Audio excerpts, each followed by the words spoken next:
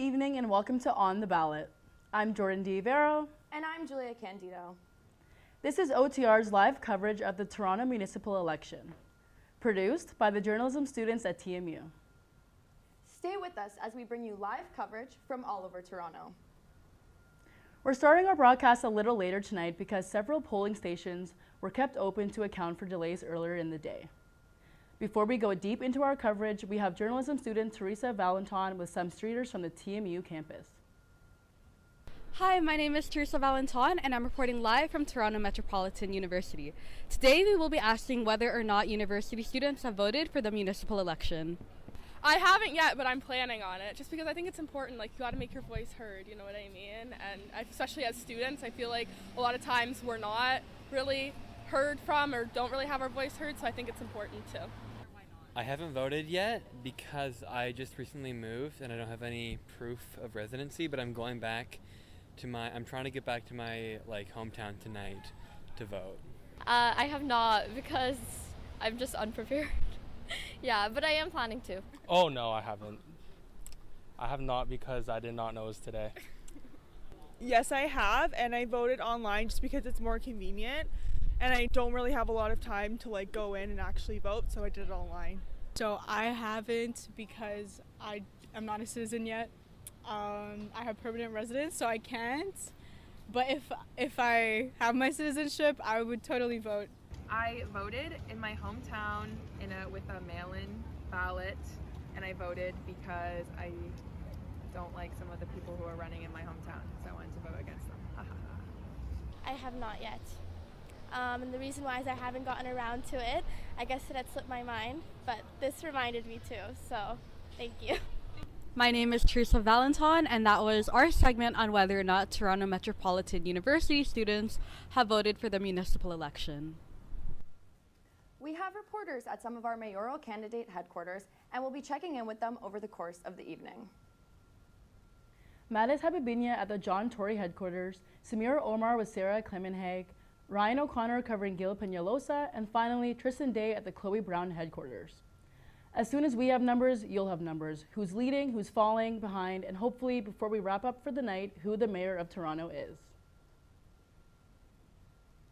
Torontonians will also elect or re-elect 25 city councillors in wards from Scarborough to Etobicoke. This is the second election since the amalgamation of wards. Toronto used to have 44 wards, almost double what there is at this election. And of course, we're paying special attention to Toronto Centre, Ward 13, where TMU's main campus sits. Here are some of our fast facts to keep you up to speed on this ward.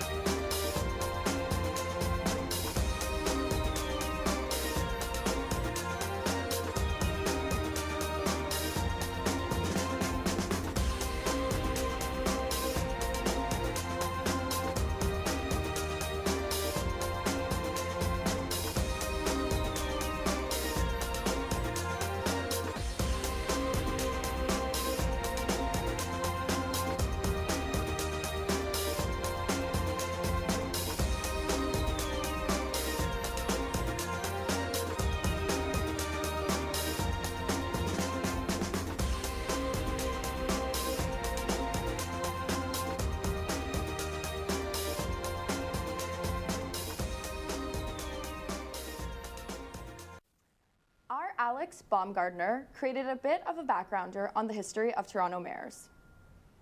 The city of Toronto is one of the most populous in North America, with a population of nearly 3 million people. Toronto has seen 65 people take office as the mayor of the city in its history. The history behind the city's mayors dates all the way back to when the former town of York became incorporated as the city of Toronto in 1834. Following Toronto's incorporation in 1834, Scottish-born journalist William Lyon Mackenzie became the first mayor of the city. However, his time didn't last long as he only served 1 year in office. Likewise, Mackenzie's successors did not see their positions last long as the following 3 mayors of Toronto, Robert Baldwin Sullivan, Thomas David Morrison, and George Gurnett all left office after a year. It wasn't until the 5th mayor, John Powell, took office in 1838 where Toronto would see a mayor last over a year. Powell served until 1841. Following Powell, George Gurnett first served as a mayor of Toronto from 1837 to 1838. 10 years later, in 1848, he would return to office, becoming the first man to hold a second incumbency as the mayor of Toronto. During his tenure, Gurnett was the chairman of the committee to rebuild the St. Lawrence Market after the Great Fire of Toronto. The structure of the city and its government has changed vastly since the first mayor took office nearly 200 years ago. Art Eggleton holds the title of longest-serving mayor of Toronto. He held office for 11 years, from 1980 to 1991. Toronto has had 2 female mayors in its more recent history. The first woman to hold position was June Rowlands, who took office in 1991. She was also the 60th mayor of the city. Rowland's successor, Barbara Hall, was the 61st mayor of Toronto. Hall was the last woman to hold the position after she left office in 1997. In 1998, Toronto was enlarged through the amalgamation, combining Etobicoke, Scarborough, York, East York, North York, and the City of Toronto. Following the amalgamation, Mel Lastman became the 62nd mayor of Toronto, making him the first mayor of the new megacity.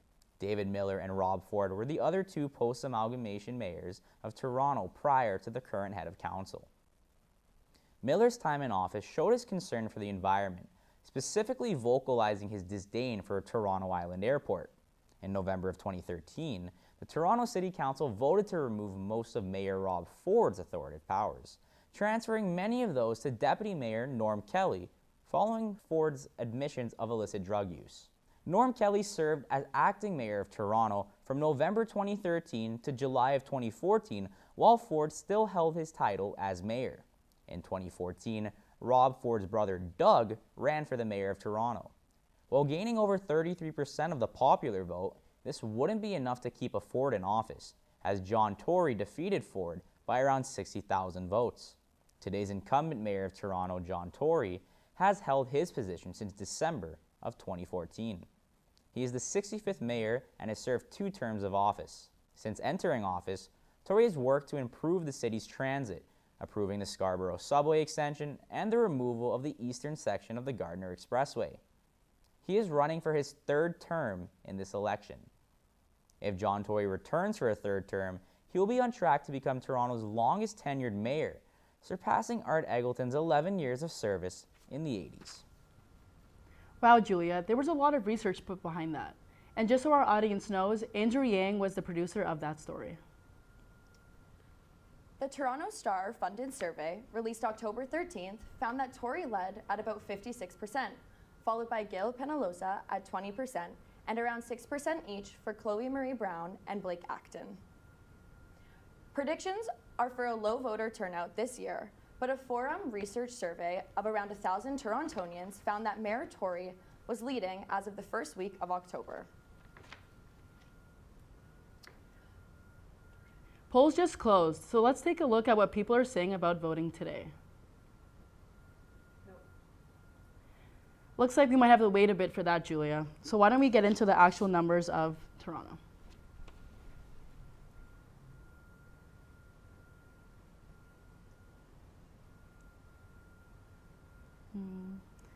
So as we wait for actual numbers to come in, we have another piece created by the OTR team, this time on the history of scandals and Toronto mayors. Here's Racy Rafiq's piece.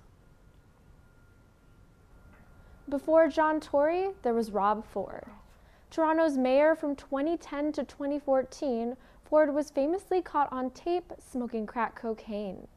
Ahead of the election tonight, I'm Racy Rafiq for On the Record News with our list of the city's top political scandals.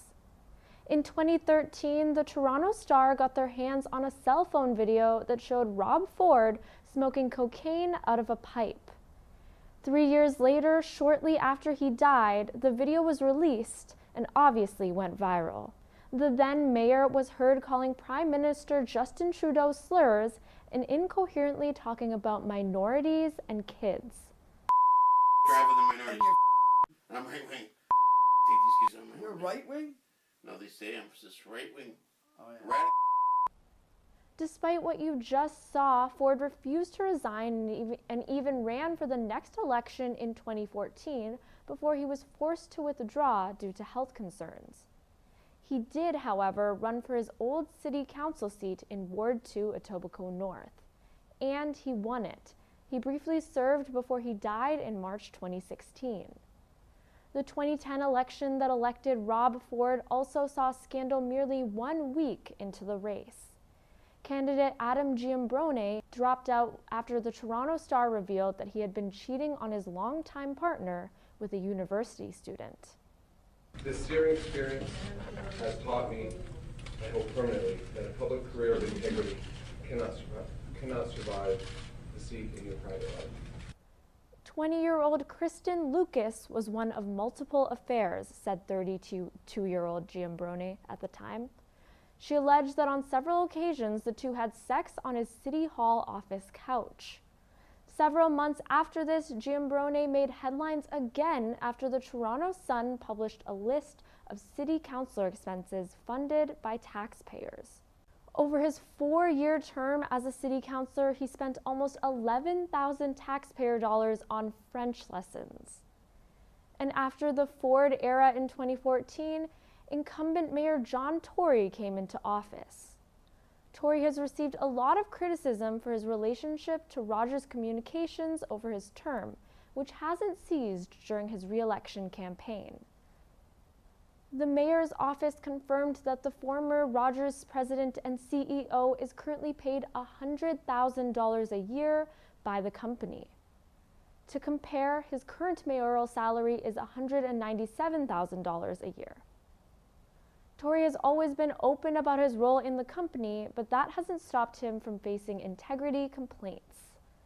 In July, he faced backlash for amending the city's active TO closures. Several streets around Toronto were originally shut down on weekends during the pandemic to encourage cyclists and pedestrians to get outside. Tory voted for the end of active TO's closure of Lakeshore Boulevard, and the motion passed. This meant Lakeshore would now only close for limited special holidays. The move was criticized by the public because road access to Blue Jays games at the Rogers Centre were one of the reasons listed for the call, but Tory failed to declare a conflict of interest prior to his involvement. The city's integrity commissioner originally said he would be conducting an investigation into the matter, but he had to later rescind his statement because there was not enough time to complete the investigation. His mandatory cutoff deadline was 3 weeks away, on August 19th, which was also the registration deadline for municipal elections. Tory has remained vigilant that he follows all the rules and has been transparent about his conflicts. Tory preceded David Miller. Miller reigned for 2 terms before he left following the Great Garbage Strike of 2009. That year, Toronto's municipal employees went on strike to contest new contracts that threatened their job security and benefits. For about a month, city employees protested. And one of the stinkiest side effects of this was garbage collectors informing Torontonians that they now had to dispose their own garbage at specially designated dump sites. The sites were soon overflowing with garbage and started attracting seagulls and emitting extremely foul odors. Pest control even had to come in and spray the 21 dump sites. After a few weeks, the city was forced into making a better deal with its employees. But Miller was originally elected as a beacon of hope for some Torontonians. He stepped into office in 2005 following a huge investigation into a city computer leasing scandal that involved conflicts of interest, bribery, and mishandling of funds. At the time, a report by Justice Denise Bellamy found that former city councillor Tom Jacobek received a $20,000 bribe from MFP Financial Services lead salesman Dash Domi. Domi also had a sexual relationship with the city's then treasurer, Wanda Lysick, which she did not disclose. The lies led a $40 million computer contract to swell to over $100 million unaccounted for. As a new mayoral era begins tonight, one can only imagine what big scandal will happen next. For On the Record News, I'm Risa Rafiq. Now, time to check in with one of our reporters in the field, starting with Mattis Abibinya at Mayor John Tory's party headquarters. Mattis, what does the atmosphere feel like at the farm launch? Mattis, can you hear me?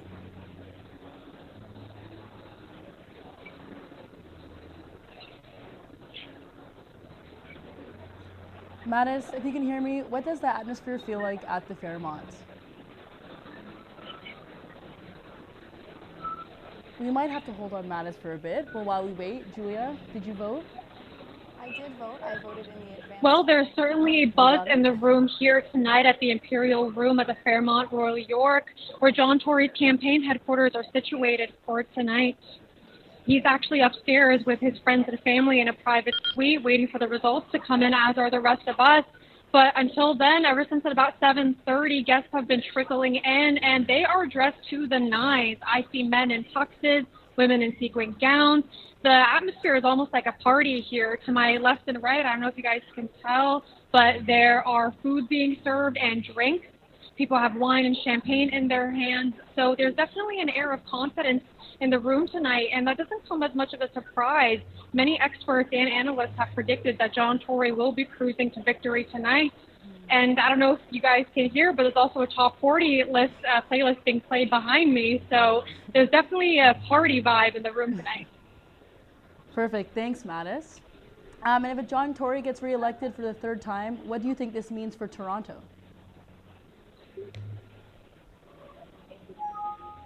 If Mayor Tory gets elected, he is set to become the longest-serving mayor of Toronto since Art Eggleton, who served from about 1980 to 1991. And in the next 4 years, Tory will proceed forward with his campaign.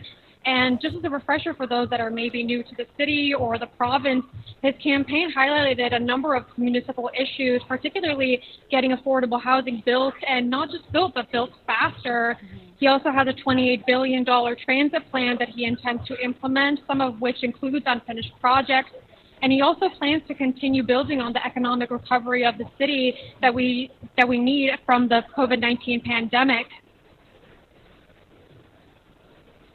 Perfect. And have Torontonians been satisfied with the past 2 terms?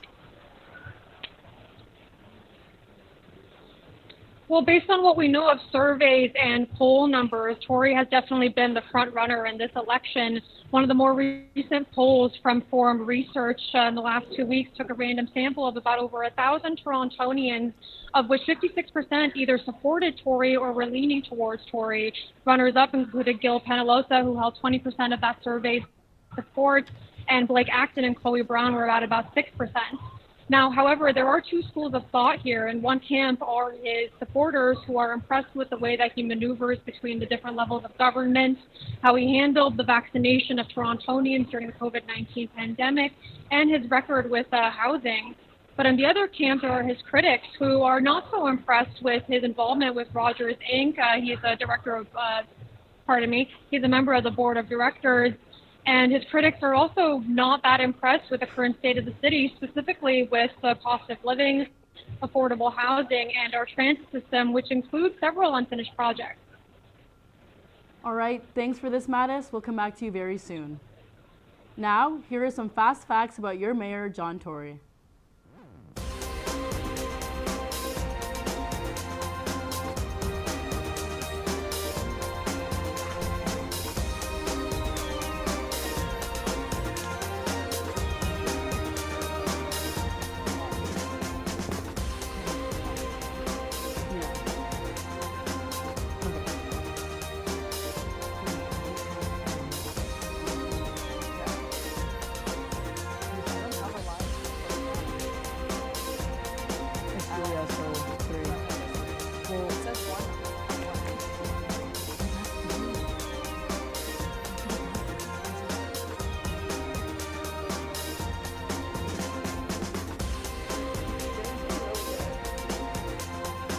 The first thing,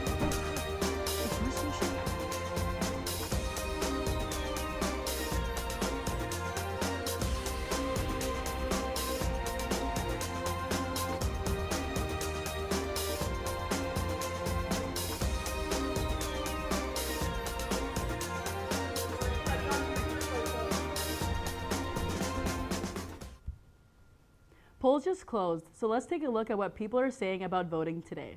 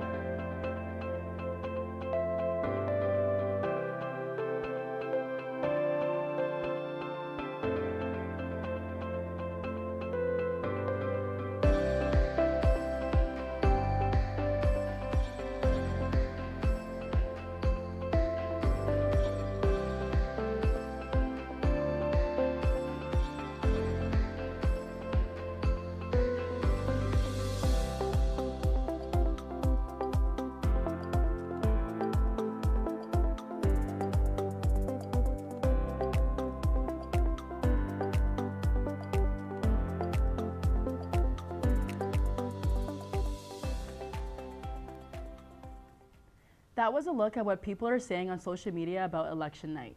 Remember to tag us on your socials tonight when you're talking about the election. We're at On The Record News at Twitter and Insta. Unfortunately, we were not able to get a field reporter at the Panwazi headquarters. However, in case you're not up to speed, here are some fast facts about Stephen Panwazi.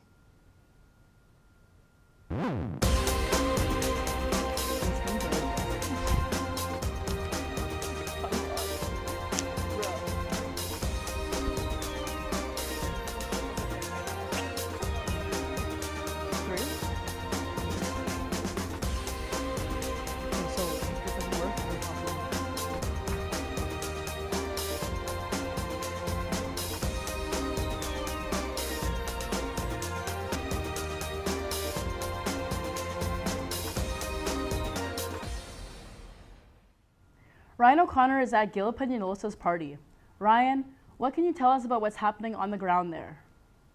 Toronto's good, but for others. Sorry.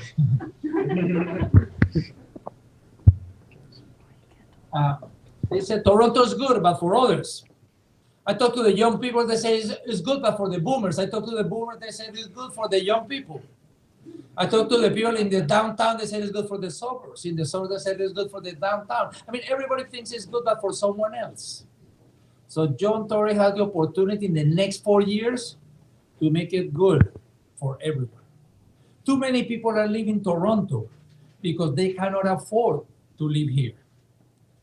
Teachers, nurses, artists, chefs, everybody's leaving Toronto. We need to be able to retain our people. We need to be able to attract people. Sometimes I'm called a dreamer.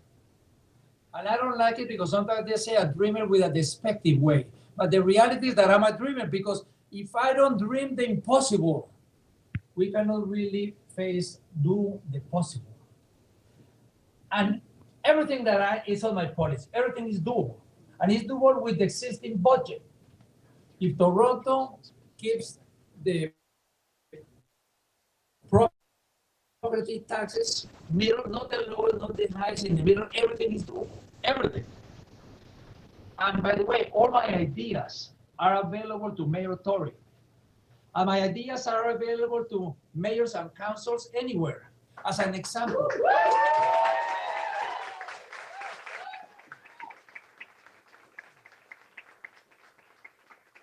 As an example, if cities in the GTA, if the other municipalities, if they adopt my idea to densify the transit corridors, we will be able to house all of the additional population, 100% of the additional population in the existing footprint, and we don't have to use 1 single square meter of agricultural land. We have to stop the sprawl and not do the Highway 4. Some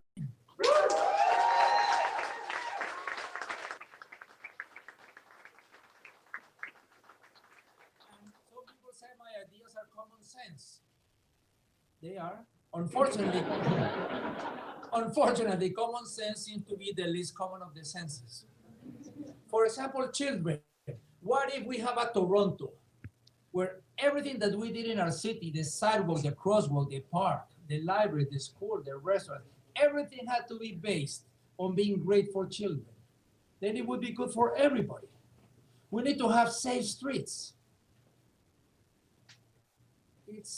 We cannot claim victory until we have 0 pedestrians, 0 cyclists, 0 transit users, 0 people on cars. We should have 0 people killed in traffic incidents, and this is doable. Bravo! Yeah. We need to end exclusionary zoning. Citywide, not neighborhood by neighborhood, not street by street. Let's do it citywide. We need to densify the transit corridors according to the width of the street so that we have density between.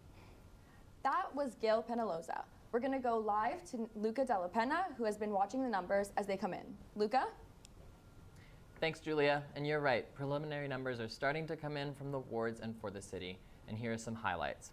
As of right now, the Toronto Star, Global News, CTV, and the CBC have already called the election for incumbent Mayor John Tory with over 60% of the vote. As for Ward 13, Chris Moyes is the leading councillor with over 48% of the vote. Back to you.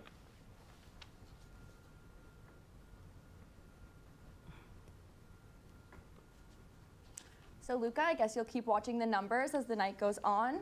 And unfortunately, we were not able to find a field reporter at the Panwazi headquarters. However, in case you're not up to speed, here are some facts about Stephen Panwazi.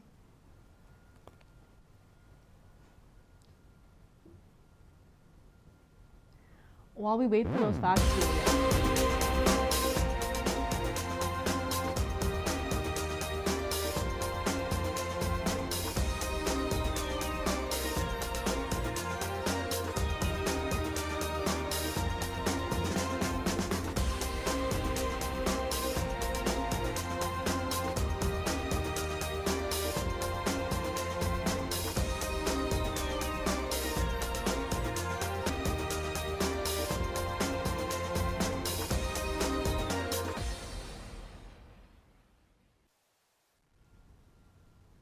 And lastly, we have Chloe Brown, covered by Tristan Day. Tristan was at Yonge and Dundas Square yesterday with the Brown campaign party. What was that like, Tristan? It was an unusual sighting yesterday evening when Chloe Marie Brown, mayoral candidate for the City of Toronto, was on the ground level, interacting with fellow citizens and having one-on-one discussions about the various issues with Toronto housing, roads, and the revitalization of Toronto's future. Although it was very loud at the square, it did not stop Brown and her campaign assistants from getting their message heard and voting flyers in the hands of Torontonians. I ran into Chloe and had the opportunity to ask her a few questions about her campaign. If a younger candidate like Brown gets elected. One more time, Tristan, what do you think it will mean for the city if a younger candidate like Brown gets elected? Chloe Marie Brown believes the City of Toronto has been through several leaders with little to no political action, especially from leaders who have served one to 3 decades. She says we can't expect anything new from them. She wants Torontonians to vote for her because her campaign strives to improve the lives of future generations and shows we can actually trust what we've invested in Toronto's young people. Great, thank you so much, Tristan. Here is some of our fast facts about Chloe Brown.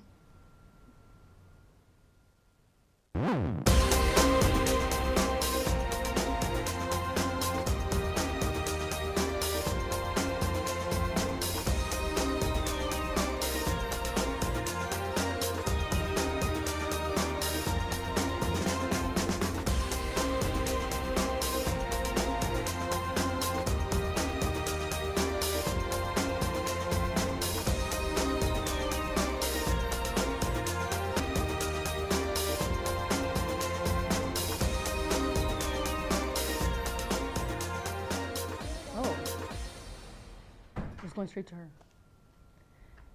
Now we're going to head right back to Madness Habibinya at John Tory headquarters.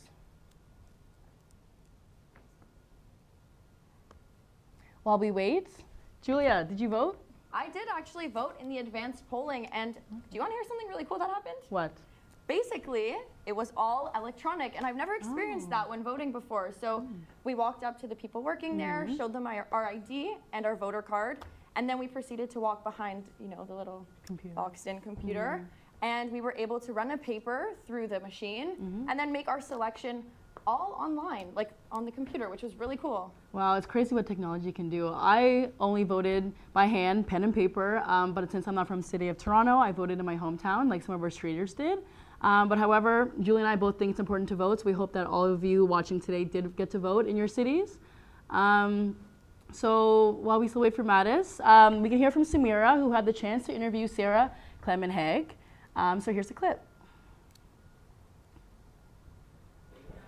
Hi, I'm Samira Omar, and I'm here with Sarah Clement-Hague, running for mayor in the City of Toronto on the night of the voting results. Hello, and thanks for being here, and thanks for interviewing me. You're more than welcome, Sarah. So how have you felt during this electoral process so far? Ups and downs, lots of ups and downs. You know, ups when I talk to people and hear their ideas and I hear about the possibilities for the city. Downs when I read media coverage that's just so negative, so pessimistic, so kind of apathetic. And it makes me frustrated because I know change is possible, and when people say it isn't, it's kind of disheartening. But I just kind of pick myself up again and keep going, and then I'm back on the up.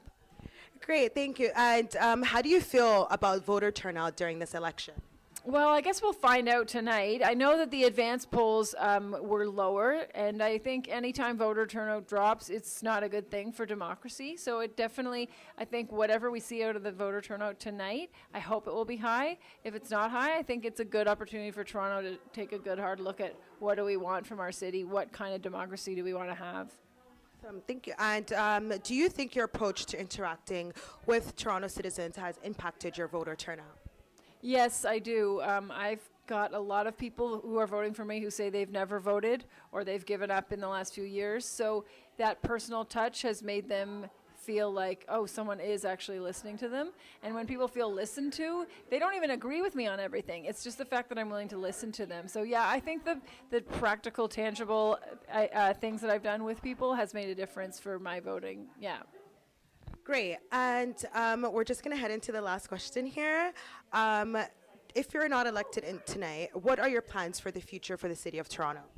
I've deliberately not been trying to think ahead of the election. I've been really trying to focus on the election, but I did have a moment today where I was biking in the city. It was so beautiful. The light was gorgeous. I had just been for a swim in Lake Ontario, and I had this feeling of openness, like of excitement if I'm mayor, of unlocking all these doors that have been shut in citizens' faces. And so if I'm not elected, what I was thinking was, what are some other ways we can open those doors? What are some other connections that I can create? What are some other opportunities for change that I can explore? So that's what I'll be looking at is, what can I do if I'm not mayor that can do the same things that I wanted to do if I were mayor? Great, thank you. So I'm just going to thank you again for taking the time out today for having this interview with us. I am really appreciative and very grateful for that. I've been Samira Omar for On the Record, and back to the newsroom.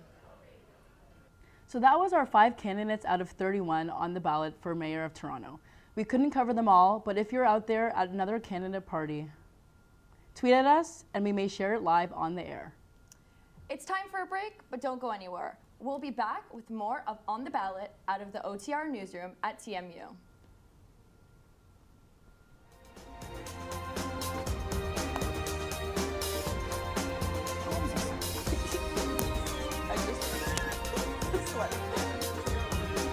Okay, can we figure out, can we organize stuff? Okay, so everything after one.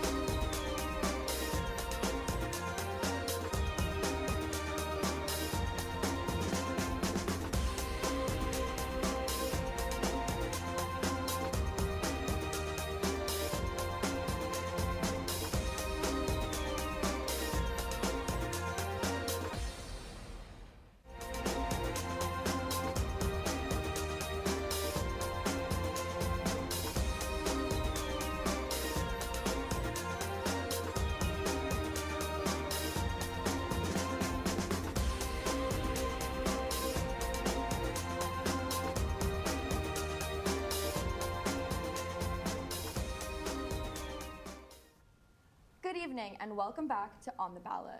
I'm Julia Candido. And I'm Jordan D'Ivero. This is On the Record, ongoing live coverage of the Toronto municipal election, produced by the journalism students at TMU. Stay with us as we bring you live coverage from all over Toronto. We're going back to Luca Della Penna with some more numbers. Incumbent Mayor John Tory has far and away stripped his competitors with over 325,000 votes. This puts him on track to be the longest-serving mayor in the city. In Ward 13, Toronto Centre, Chris Moyes is still leading, and he is followed by Nikki Ward, who is followed by Caroline Murphy.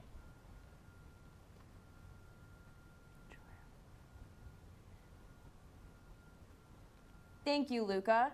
After 8 days of advanced voting, city officials have reported that only 115,911 voters cast their ballots at one of the 50 advanced voting locations.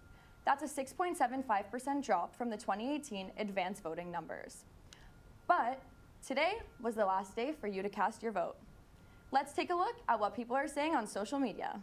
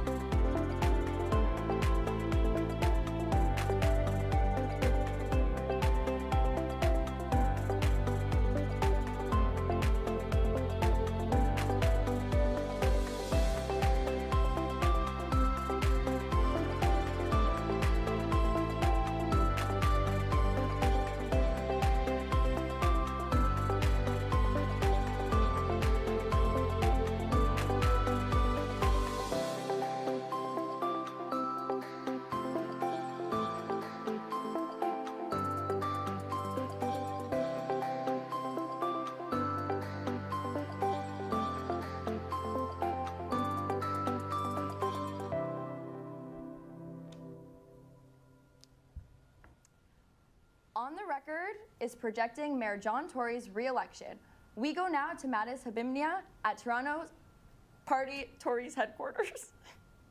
Mattis, any update on what's happening at the Fairmont? How has the mood changed since the polls now say that Tory is polling more than 60%?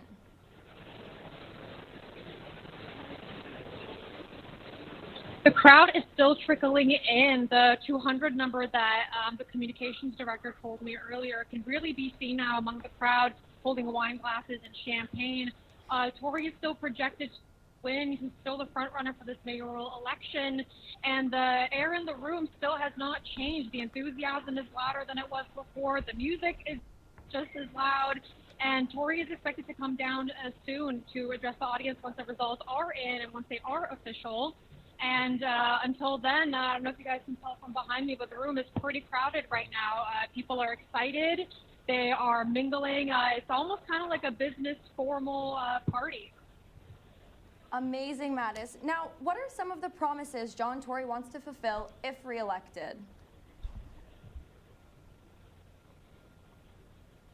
Some of the main promises in his campaign, well, the biggest one would be getting affordable housing built much faster. He has a 5-point plan for that in it, which he outlines getting a growth and development division built, which he has previously described as getting all the stakeholders in the room to get through that red tape, get through the conditions and logistics to get housing built faster. He also wants to have a sit down with the Ontario Land Tribunal because he plans to speak to the province about enacting a use it or lose it policy so developers aren't idling on land that has been approved but not built on. Now, Tory has also publicly stated his support for the strong mayor powers, which have recently been enacted by the province. And he has mentioned that he intends to use the strong mayor powers if reelected to get housing built faster. But he also said he plans to use strong mayor powers if anybody wants to make amendments to his $28 billion transit plan. That's another highlight of his campaign. And there's a long list of projects, both unfinished and yet to start, that he plans to move forward with, including LRT extensions and subway extensions. But specifically the Smart Track project, the legacy project that has previously been called a failed legacy project, he hopes to open up. That project specifically was meant to open in 2021. And among those is 60 new streetcars on the road. And Tory also highlighted building on economic recovery from the COVID-19 pandemic. Now, what does he mean by that? He said it starts first and foremost with supporting small businesses. And he wants to invest other businesses, including in the tech sector, the entertainment sector, encouraging those investments into our cities. And in terms of vaccination, he plans to keep people up to date on their vaccines through encouraging means such as foot to pavement, healthcare workers knocking on doors. And he really intends to build on work that he's already done. As I mentioned, there are really no new or big pledges, but those are some of his main campaign promises that he highlighted and that we can expect moving forward in the next 4 years if he's reelected. Now, do we know if Tory is planning on coming on stage? He is expected to come on stage shortly. We will be given a couple minutes of a heads up. Right now, the party atmosphere is just continuing. The music is buzzing. He is expected to take the stage soon and address the audience. And once we know that, we will be coming to you live. That's amazing. Thank you so much, Mattis. What a fun night here at On the Ballot. Yes, indeed, Julia. Elections are always fun and always spicy. But I think that it's a wrap on the show tonight. So once again, I'm Jordan D'Ivero. And I'm Julia Candido. And we are, this is On the Ballot in the OTR Record Room, and we're here on Election Day. So have a good night. Thank you.